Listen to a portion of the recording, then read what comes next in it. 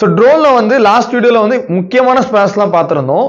உங்கள் ட்ரோன் பழைய ட்ரோனாக இருந்துச்சு அப்படின்னா இந்த ஸ்பேர்ஸ்லாம் ரொம்ப முக்கியமாக உங்களுக்கு தேவைப்படும். இது ஈஸியாக உங்களுக்கு வந்துட்டு கிராஷ் இல்லாமலே போக பாசிபிலிட்டிஸ் அதிகமாக இருக்குது. அதில் என்னென்னு பார்த்தோம் அப்படின்னா உங்களுக்கு வந்து ஃபஸ்ட்டு வந்து பார்த்தோம் அப்படின்னா அவுட்டர் அண்ட் இன்னர் ஆம்.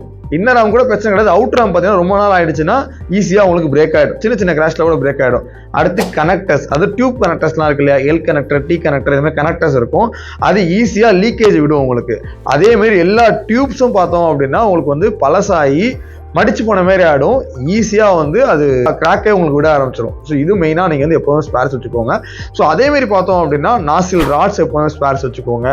ஸோ அதோட ரொம்ப ரொம்ப முக்கியமாக பார்த்தோம் அப்படின்னா டேங்க் அவுட்லெட்டில் இருக்கிற எல் கனெக்டர்ஸ் பார்த்தோம் அப்படின்னா அது வந்து கொஞ்ச நாளுக்கு அப்புறம் எப்போ போகணும்னே தெரியாது. ஈஸியாக பார்த்தீங்கன்னா லீக் விட ஆரம்பிச்சிடும். ஸோ இந்த மாதிரி சின்ன சின்ன ஸ்பேர்ஸை நீங்கள் வந்து மெயின்டைன் பண்ணிட்டீங்க அப்படின்னா புது ட்ரோன்ஸுக்கு பெருசாக தேவை கிடையாது.